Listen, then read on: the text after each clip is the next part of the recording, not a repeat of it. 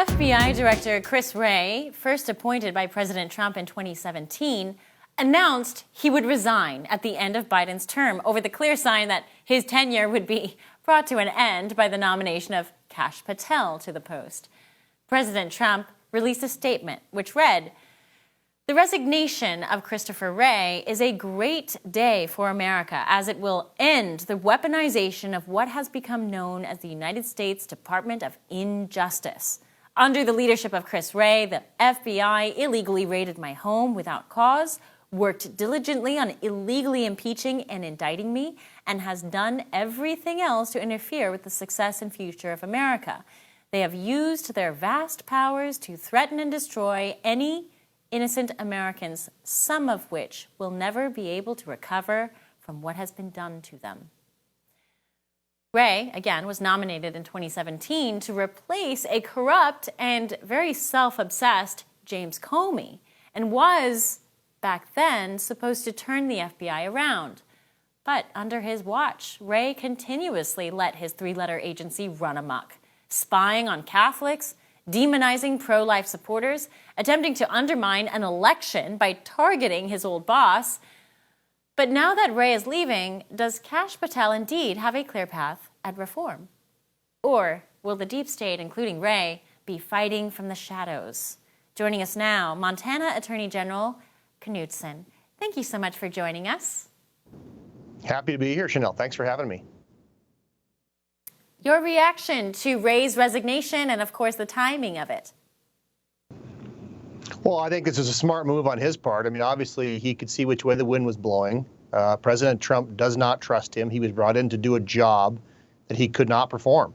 If there's one thing we know about President Trump, he's going to give you a job and expect you better do the job. And Chris Wray was brought in to turn the FBI around, to fix a lot of the abuses, and he didn't do it. Frankly, he fell in with the deep state. They went after Christians. They went after parents. Parents just trying to parent their children and take care of their kids, and instead they got investigated. So we've just seen a lot of weaponization of the FBI. It's clearly time for Chris Wray to go, and I'm looking forward to seeing Kash Patel in there. Did the state of Montana, did your office have any run-ins with the Biden DOJ? Yeah, we certainly have. I mean, we've had a number of instances. I've met with all of those three-letter agencies for the most part, but we've had a number of instances with the ATF here in Montana. Now, I will say the local ATF agents, the ones that we know, that we've worked with for years, they're for the most part really, really great. But when that administration change happened, we definitely saw a sea change. We saw businesses targeted. The IRS, certainly, that we had a crazy situation where the IRS showed up with tactical vests and AR-15s and went after a local gun store. That was a concerning one that I think probably had some FBI connotations there, but frankly, they still won't talk to us about it. So we've had a number of these instances. The FBI plays a vital role in Montana because we have a number of Indian reservations. And the federal government has primary jurisdiction on those reservations in criminal cases. So we need the FBI to come in and do their job. And what we've seen on our Indian reservations in the last 4 years is kind of the exact opposite. We've seen more reluctance to come onto our Indian reservations to address the drug problem, to address the human trafficking problem, and instead seem to turn a blind eye. So we're looking forward to a new day with the FBI. Certainly. A lot of Americans are hoping that's the case. Do you expect Biden to pardon Wray? There's talk about preemptive pardons being handed out, and Wray was one of the names that were floated.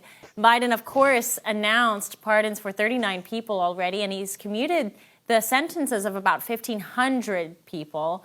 This is the largest of any president. For all our viewers asking where One America News is heading in the future, we would like to introduce you to OAN Live. OAN Live is the best way to stay up to date on all of the hard-hitting, straight-shooting, national and international headlines. And the best part is, OAN Live is only $4.99 per month. All the credible, honest, unbiased reporting One America News offers at a fraction of the cost of cable. Just go to OANN.com to easily sign up for OAN Live and stay informed.